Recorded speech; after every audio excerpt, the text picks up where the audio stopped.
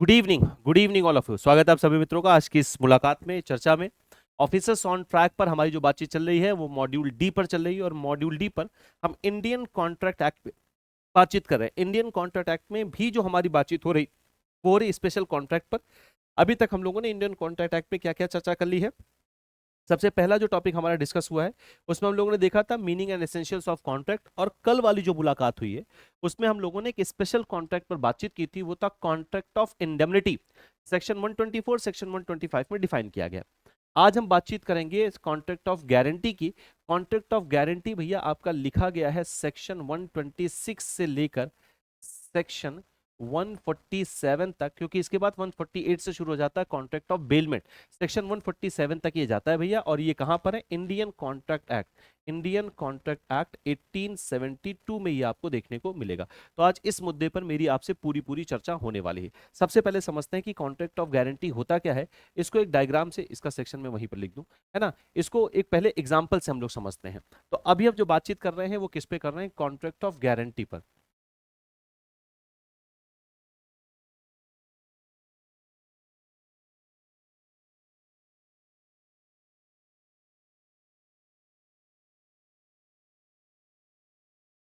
देखिए, कहां से कहां तक है? सेक्शन 126 से शुरू होता है और ये जाता है सेक्शन 147 तक। किसका?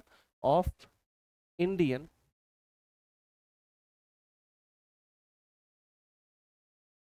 Contract act 1872।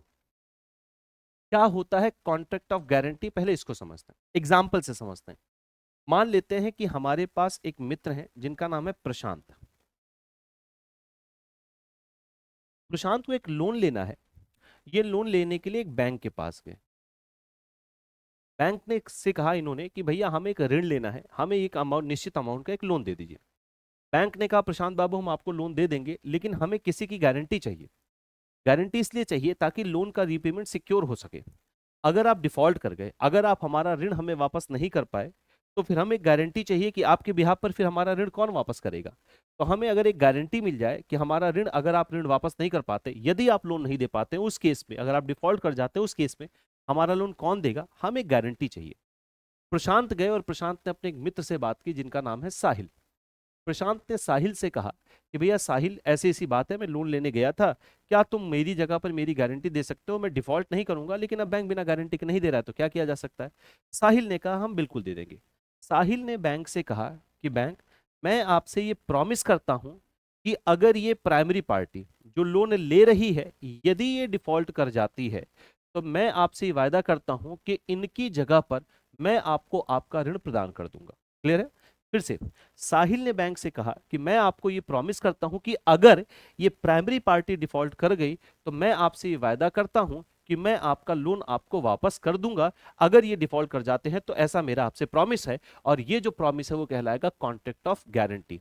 तो अब अगर प्रशांत यानी जो प्राइमरी डेटर है वो डिफॉल्ट करते हैं, तो इनकी जगह पर साहिल आ जाएंगे, क्योंकि साहिल ने प्रॉमिस किया है इनके डिफॉल्ट होने की कंडीशन में मैं आपको ऋण वापस कर दूंगा। साहिल पूरा ऋण वापस करेंगे। क्लियर है? अब यहां पर जो तीन पार्टीज हैं, ये जो कॉन्ट्रैक्ट बनना है यह है कॉन्ट्रैक्ट ऑफ गारंटी। अब यहां पर जो तीनों पार्टीज हैं वो कौन कौन सी हैं? प्रशांत, जिन्होंने बेसिकली बैंक से ऋण ले रखा है, ये हो गए आपके प्राइमरी डेटर। ये कौन हो गए? ये हो गए आपके प्राइमरी डेटर। बैंक यहां पर क्या हो गया? आपके लिए हो गया क्रेडिटर। बैंक यहां क्या हो गया? वो हो गया आपके लिए क्रेडिटर। और जिसने ये गारंटी ली है कि अगर प्राइमरी डेटर डिफॉल्ट कर गया तो मैं आपका फंड, आपका पैसा आपको वापस कर दूंगा, वो कहलाता है श्योरिटी। तो यहां जो साहिल है वो क्या कहलाएंगे? श्योरिटी कहलाएंगे। क्या कहलाएंगे भैया? श्योरिटी कहलाएंगे। तो अगर हम फिर से एक पूरी डेफिनेशन लें सेक्शन 126 के अंतर्गत, तो एक पक्ष यानी श्योरिटी जिसने ये गारंटी ली है कि अगर प्राइमरी डेटर डिफॉल्ट कर जाता है तो मैं आपसे ये वायदा करता हूं कि मैं आपका लोन आपको वापस कर दूंगा, तो ये कॉन्ट्रैक्ट आपके लिए क्या कहलाता है भैया? कॉन्ट्रैक्ट ऑफ गारंटी कहलाता है, जहां पर तीन पार्टीज होंगी, प्राइमरी डेटर, श्योरिटी और क्रेडिटर। कॉन्ट्रैक्ट ऑफ गारंटी क्या है, ये उम्मीद है एकदम से बात क्लियर होगी। अब आइए देख लेते हैं यहाँ पर कॉन्ट्रैक्ट ऑफ गारंटी की एक डेफिनेशन। ठीक है जी, चलिए एक डेफिनेशन देख लेते हैं कॉन्ट्रैक्ट ऑफ गारंटी की। देखिए, contract of guarantee suggested that a contract is created to perform the guarantees or discharge the liabilities of the person just in case he fails to discharge such liabilities. तो contract of guarantee suggest करते हैं, contract of guarantee refer करता है एक ऐसी guarantee को जो discharge करेगा लाइबिलिटीज किसी पर्सन की, अगर वह पर्सन अपनी लाइबिलिटी डिस्चार्ज करने में फेल हो जाता है। क्लियर हो गई इतनी बात? ये क्या कहलाएगा भैया आपका कॉन्ट्रैक्ट ऑफ गारंटी। जैसे यहां पर साहिल ने जिम्मेदारी ली थी, यहां पर किसने जिम्मेदारी ली थी, यहां साहिल ने ये जिम्मेदारी ली थी कि अगर प्राइमरी डेटर डिफॉल्ट कर जाता है, अगर प्राइमरी डेटर क्या कर जाता है भैया, डिफॉल्ट कर जाता है, तो मैं ये गारंटी लेता हूं, मैं प्राइमरी डेटर के बिहाफ पर इसका पेमेंट कर दूंगा। ठीक हो गई जितनी बात? अब पार्टीज कौन कौन सी होती है कॉन्ट्रैक्ट ऑफ गारंटी में? सबसे पहली पार्टी होती है principal debtor. A principal mortgage या principal debtor could be a person for whom the guarantee is given during a contract of guarantee। Principal debtor वह व्यक्ति होता है जिसने ऋण लिया है या जिसके लिए ये गारंटी दी गई है कि अगर ये डिफॉल्ट कर गया इस कॉन्ट्रैक्ट में तो मैं पेमेंट कर दूंगा। नेक्स्ट है क्रेडिटर, जिसने ये ऋण लिया है, जिसको ये गारंटी दी गई है। The person to whom the guarantee is given is referred to as a creditor, जिसको गारंटी दी गई है कि भैया आप इनको ऋण दे दो, मैं आपका लोन वापस कर दूंगा अगर वो डिफॉल्ट कर गया तो। श्योरिटी, जिसने ये गारंटी ली है कि डिफॉल्ट होने की कंडीशन में मैं पूरा पेमेंट वापस करूंगा। A surety could be a person giving a guarantee during a contract of guarantee. Surety वह व्यक्ति हो सकता है जो एक कॉन्ट्रैक्ट के अंदर गारंटी देता है। Someone who takes responsibility to pay cash perform any duty cash to cash perform any duty for one more person just in case that person fails to perform such work. जो ये guarantee लेता है कि भैया अगर ये अपना liability पूरा करने में, जो टास्क दिया गया उसको, अपनी ऑब्लिगेशंस को पूरा करने में यदि ये फेल हो जाते हैं तो मैं इनकी जगह पर इनका पेमेंट करूंगा। मैं ऐसी गारंटी लेता हूं। जो व्यक्ति गारंटी लेता है वो क्या कहलाता है, श्योरिटी। अब अगर इस डायग्राम को हम दोबारा देखें तो आप देखेंगे यहां पर तीन तरीके के कॉन्ट्रैक्ट बने या तीन लोगों के बीच में कॉन्ट्रैक्ट हो रहे हैं, तीन कॉन्ट्रैक्ट हो रहे हैं। एक तो इन दोनों के बीच में कॉन्ट्रैक्ट हो रहा है भाई, पहला कॉन्ट्रैक्ट तो बैंक के बीच में और प्रशांत के बीच में हुआ कि आप मुझे ऋण दोगे। दूसरा कॉन्ट्रैक्ट हुआ कि भैया अगर मैं रीपे नहीं कर पाया तो मैं आपसे कॉन्ट्रैक्ट कर ले रहा हूं, आप मेरा लोन रीपे करिएगा। और तीसरा कॉन्ट्रैक्ट हुआ, बैंक को गारंटी दी है साहिल ने कि अगर मैं आपको गारंटी देता हूं कि अगर प्राइमरी डेटर फेल हो गया अपने डेट ऑब्लिगेशन को पूरा करने में तो मैं गारंटी देता हूं मैं आपको पेमेंट कर दूंगा। तो एक कॉन्ट्रैक्ट तो इन दोनों के मध्य हुआ, एक कॉन्ट्रैक्ट इन दोनों के मध्य हुआ और एक कॉन्ट्रैक्ट इन दोनों के मध्य हुआ। और इस पूरे कॉन्ट्रैक्ट को हम क्या कहेंगे, कॉन्ट्रैक्ट ऑफ गारंटी। सेक्शन 126 में इसकी चर्चा की गई। तो अभी तक हमने देखा कॉन्ट्रैक्ट ऑफ गारंटी क्या होती है, फिर हमने देखा कॉन्ट्रैक्ट ऑफ गारंटी में कितनी पार्टीज होती हैं। अब देखते हैं डिफरेंस क्या होता है कॉन्ट्रैक्ट ऑफ गारंटी और कॉन्ट्रैक्ट ऑफ इंडेमनिटी में।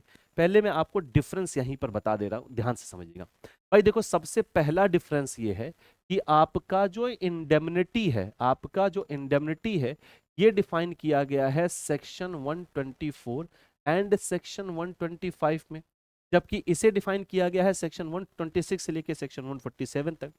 दूसरी जो इसमें दूसरा जो डिफरेंस है वो है कि कॉन्ट्रैक्ट ऑफ इंडेमनिटी में दो पार्टी होते हैं। एक जो प्रॉमिस करता है कि अगर आपको कोई लॉस हुआ तो मैं आपको इंडेमनीफाई करूंगा, वो कहलाता है इंडेमनीफायर। वो क्या कहलाता है, इंडेमनीफायर कहलाता है। दूसरी पार्टी जिसके लिए वायदा किया जा रहा है वो कहलाता है इंडेमनिटी होल्डर। इंडेमनिटी होल्डर या इंडेमनीफाइड उसको हम कहते हैं, इंडेमनिटी होल्डर या इंडेमनीफाइड कहते हैं। जबकि यहां तीन पार्टीज होती हैं, एक है आपका प्रिंसिपल डेटर, दूसरा आपका श्योरिटी, तीसरा आपका क्रेडिटर है। यहां तीन पार्टीज होंगी, यहां दो ही पार्टी होती है। तीसरा जो सबसे इंपॉर्टेंट है, यहां पर एक ही कॉन्ट्रैक्ट बन रहा है भाई, इन्हीं दोनों के बीच में कॉन्ट्रैक्ट हो रहा है। जबकि यहां पर आप देख रहे हैं कहीं ना कहीं कॉन्ट्रैक्ट तीन लोगों के मध्य में हो रहा है। चौथा डिफरेंस क्या होता है भैया कि कॉन्ट्रैक्ट ऑफ इंडेमनिटी में इंडेमनीफायर की प्राइमरी लाइबिलिटी होती है। अगर आपको लॉस हुआ तो मैं ही हूं जो इस लॉस को पूरा करूंगा और कोई दूसरा नहीं है, मेरी ही प्राइमरी लाइबिलिटी है। यदि आपको लॉस हुआ तो, अगर लॉस हुआ तो मैं ही आपका पेमेंट करूंगा, यानी इनकी प्राइमरी लाइबिलिटी है। जबकि कॉन्ट्रैक्ट ऑफ गारंटी में श्योरिटी की जो लाइबिलिटी है भैया ये सेकेंडरी लाइबिलिटी है। प्राइमरी लाइबिलिटी तो जिसने लोन लिया है उसकी है, प्राइमरी लाइबिलिटी तो प्रशांत की है। लोन देने की लाइबिलिटी तो सबसे पहले इन्हीं की है ना, प्राइमरी लाइबिलिटी है। मेरी लाइबिलिटी तो तब आएगी जब ये डिफॉल्ट करेंगे, अगर ये डिफॉल्ट नहीं करेंगे तो मेरी लाइबिलिटी भी नहीं आएगी। तो यहां प्राइमरी लाइबिलिटी होती है प्राइमरी डेटर की, सेकेंडरी लाइबिलिटी होती है श्योरिटी की। जबकि यहां इंडेमनीफायर की प्राइमरी ही लाइबिलिटी, क्योंकि यहां कोई दूसरा पर्सन है ही नहीं, तो यहां पर जो सेकेंडरी है उसकी सेकेंडरी लाइबिलिटी होती है ना कि प्राइमरी। जबकि यहां इंडेमनीफायर की क्या लाइबिलिटी होती है भैया, प्राइमरी लाइबिलिटी होती है। ये सारे डिफरेंस अगर क्लियर है तो यहां पर देखो, देखिए क्या है। सबसे पहले तो इसे डिफाइन किया गया है सेक्शन 124 और सेक्शन 120। डेफिनेशन तो सेक्शन 124 में ही है, मतलब ये पूरा कवर होता है सेक्शन 124 एंड सेक्शन 125 में। जबकि ये कवर होता है सेक्शन 126 से लेकर सेक्शन 147, पीछे मैं आपको बता चुका हूँ। पार्टीज इसमें दो होती हैं, इंडेमनीफायर, इंडेमनीफाइड, या इसी को हम इंडेमनिटी होल्डर भी बोलते हैं। जबकि यहाँ तीन पार्टीज होती हैं गारंटी में, क्रेडिटर, प्रिंसिपल, डेटर और श्योरिटी। लाइबिलिटी इंडेमनीफायर में, इंडेमनिटी में जो है इसकी इंडेमनीफायर की प्राइमरी लाइबिलिटी होती है, जबकि यहाँ सेकेंडरी लाइबिलिटी होती है। अगर वो डिफॉल्ट करेगा तब मेरी लाइबिलिटी आएगी, अदरवाइज नहीं आएगी। पर्पस क्या है, इसको किया गया था इसलिए कि अगर आपका लॉस होता है तो हम आपको कॉम्पनसेशन प्रोवाइड करेंगे। जबकि इसकी लाइबिलिटी भैया, अगर आप अपना डेट पूरा नहीं कर पा रहे, लॉस की बात यहाँ नहीं हो रही यहाँ, बल्कि अगर आपने अपना डेट ऑब्लिगेशन, अपने फाइनेंशियल ऑब्लिगेशन पूरा करने में अगर आप फेल हो रहे हो, तो मैं आऊंगा और आपकी ये लाइबिलिटी को पूरा करूंगा। नंबर ऑफ कॉन्ट्रैक्ट यहाँ पर एक ही होता है इंडेमनीफायर इंडेमनीफाइड के बीच में, जबकि यहाँ पर तीन है, पीछे डायग्राम के माध्यम से तीनों बताया गया। एग्जाम्पल क्या है, जैसे इंश्योरेंस कॉन्ट्रैक्ट इंडेमनिटी की गारंटी है, लेकिन याद रखिए इसका एग्जाम्पल है, लेकिन याद रखिएगा इंडेमनिटी लाइफ इंश्योरेंस में लागू नहीं होता है। क्यों नहीं होता, पिछली मुलाकात में हम लोगों ने डिस्कस किया है, जबकि ये लोन पर गारंटी होती है। तो अंतर क्लियर है, कॉन्ट्रैक्ट ऑफ इंडेमनिटी में और कॉन्ट्रैक्ट ऑफ गारंटी में क्या अंतर होता है। अब देखते हैं कितने प्रकार की गारंटी होती है। दो प्रकार की गारंटी हम यहाँ पर देखते हैं, एक है स्पेसिफिक गारंटी और एक है कंटिन्यू गारंटी या कंटिन्यूइंग गारंटी। पहले इसको समझ लेते हैं, स्पेसिफिक गारंटी क्या होती है और कंटिन्यूइंग गारंटी क्या होती है, यहाँ समझेंगे और फिर उसके बाद वो सारी चीजें वहां पर लिखेंगे, लिखी हुई है, आप इसको देख लीजिएगा। पहले समझ लेते हैं क्या है भैया। देखिए दो एग्जाम्पल लेते हैं। सबसे पहले मैं जो बात करने जा रहा हूँ वो स्पेसिफिक गारंटी पर बात करने जा रहा हूँ। क्या होती है भैया स्पेसिफिक गारंटी? स्पेसिफिक गारंटी का मतलब होता है जहां पर किसी एक ही डेट के लिए लाइबिलिटी ली गई है। जैसे एग्जाम्पल के तौर पर भैया, अगर हम स्पेसिफिक लाइबिलिटी की बात करें,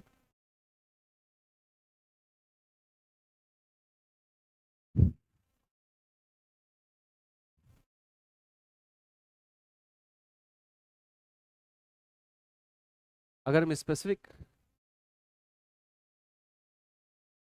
गारंटी की बात करें, तो जो प्रिंसिपल डेटर है, प्रिंसिपल डेटर है, उसने बैंक से, मान लेते बैंक ने उसको 10 लाख रुपए का लोन दिया था, तो इसी ऋण के लिए श्योरिटी ने गारंटी ली, इसी एक ऋण के लिए श्योरिटी ने गारंटी ली है। यानी स्पेसिफिक लाइबिलिटी का मतलब है जब आप किसी एक स्पेसिफिक स्पेसिफिक डेट ऑब्लिगेशन के लिए, ये इसके लिए एक सिंगल लोन है, यानी इसके लिए क्या है, एक स्पेसिफिक ऋण है, स्पेसिफिक डेट है, सिर्फ उसी के लिए इसने गारंटी ली कि भैया ये वाला जो डेट है, अगर ये पूरा नहीं कर पाए तो मैं आपको गारंटी देता हूं मैं पूरा कर दूंगा। यानी किसी एक स्पेसिफिक डेट के लिए, किसी एक स्पेसिफिक डेट ऑब्लिगेशंस के लिए, किसी एक सिंगल ट्रांजैक्शन के लिए लाइबिलिटी ली गई, एक सिंगल ट्रांजैक्शन के लिए। जबकि जो कॉन्टिन्यूइंग गारंटी होती है, जो कॉन्टिन्यूइंग गारंटी होती है, उसमें आप गारंटी लेते हो सीरीज ऑफ ट्रांजैक्शन की। यानी जो श्योरिटी है वो गारंटी लेगा किसका, कौन गारंटी लेगा भैया, श्योरिटी गारंटी लेगा एक सीरीज ऑफ ट्रांजैक्शन की। सीरीज ऑफ ट्रांजैक्शन का मतलब क्या है, एग्जांपल के लिए जैसे एक व्यक्ति है प्रशांत, प्रशांत गए एक बुक सेलर के पास और इन्होंने कहा कि मुझे आपसे 1,000 रुपए की बुक्स चाहिए एवरी वीक, एवरी वीक मैं आपको पेमेंट कर दिया करूंगा, मैं आपको दे दिया करूंगा, हर वीक मैं आपसे 1,000 रुपए की किताब ले जाऊंगा, आपको हर हफ्ते पेमेंट कर दूंगा। लेकिन अगर मैं पेमेंट ना कर पाया तो एक श्योरिटी है जो कह रहा है कि मैं इनका पेमेंट कर दूंगा। अब यहां पर अगर इन्होंने पहले हफ्ते का पेमेंट नहीं किया तो भी ये करेगा, दूसरे हफ्ते का पेमेंट नहीं किया तो भी ये करेगा, तीसरे हफ्ते का पेमेंट नहीं किया तो भी ये करेगा। यानी इन्होंने, श्योरिटी ने जो गारंटी ली एक सीरीज ऑफ ट्रांजेक्शन के लिए, कि मैं आपको वायदा करता हूं कि नेक्स्ट 6 महीने तक ये जो भी ट्रांजेक्शन करेंगे उसकी गारंटी मैं ले रहा हूं, सिर्फ एक नहीं, एक से ज्यादा ट्रांजेक्शन की। बैंक इसको सबसे ज्यादा पसंद करता है कंटिन्यूइंग गारंटी को, क्योंकि यहाँ जो श्योरिटी है वो आपके मल्टीपल ट्रांजेक्शन की गारंटी लेता है, वो आपके कंटिन्यू ट्रांजेक्शन्स की गारंटी लेता है कि अगर ये भी लेंगे तो मैं गारंटी दे रहा हूं, अगले हफ्ते लेंगे तो भी मैं गारंटी दे रहा हूं, अगले हफ्ते लेंगे तो भी मैं गारंटी दे रहा हूं, इसके बाद वाले हफ्ते में लेंगे तो भी मैं गारंटी दे रहा हूं। इसको कैंसिल किया जा सकता है भैया, अगर इसने बीच में कैंसिल कर दिया कि भैया अब हम इसके आगे कोई पेमेंट नहीं करेंगे, कोई गारंटी नहीं ले रहे हैं। लेकिन जब ये कॉन्ट्रैक्ट कैंसिल होगा तो उसके बाद के जो ट्रांजेक्शन होंगे उस पर श्योरिटी कोई गारंटी नहीं लेगा, लेकिन उसके पहले के जो ट्रांजेक्शन हुए होंगे जब उसकी गारंटी थी तो उस पर उसको पूरी की पूरी लाइबिलिटी लेनी पड़ेगी। हाँ, कैंसिलेशन के बाद ये जो भी ट्रांजेक्शन करेंगे उस पर ये कोई लाइबिलिटी नहीं लेगा। अब यहां पर पढ़ो, तो स्पेसिफिक आपका जो गारंटी है वो किसी एक सिंगल ट्रांजैक्शन के लिए होता है, जबकि कंटिन्यूइंग एक सीरीज ऑफ ट्रांजैक्शन के लिए होता है। देखिए स्पेसिफिक गारंटी क्या है, a particular guarantee is for one debt और एनी स्पेसिफिक डीलिंग्स, किसी एक डेट के लिए या किसी स्पेसिफिक डीलिंग के लिए आपने जो गारंटी ली है। इट इन्वॉल्व एसोसिएट क्या है, finishing once such debt has been paid, ये गारंटी खत्म हो जाती है अगर वो डेट पेमेंट हो गया। एक बात आपको और ध्यान रखना है, श्योरिटी की भी लाइबिलिटी भले ही सेकेंडरी हो, लेकिन उसकी लाइबिलिटी तब क्रिएट होती है जब डेटर, जो प्रिंसिपल डेटर है, जो प्राइमरी डेटर है, जिसको हम प्रिंसिपल डेटर भी बोलते हैं, जो प्रिंसिपल डेटर है वो डिफॉल्ट करेगा। अगर प्रिंसिपल डेटर डिफॉल्ट नहीं करेगा तो इसकी भी कोई ऐसी गारंटी नहीं बनती। हाँ, डिफॉल्ट कर गया तो फिर श्योरिटी की गारंटी है। अगला है continuing guarantee. A continuing guarantee is a form of assurance that covers many transaction, तो मल्टीपल ट्रांजेक्शंस के लिए आपने गारंटी ली है। Until the surety revokes it, it apply to all transaction engaged into by the principal debtor।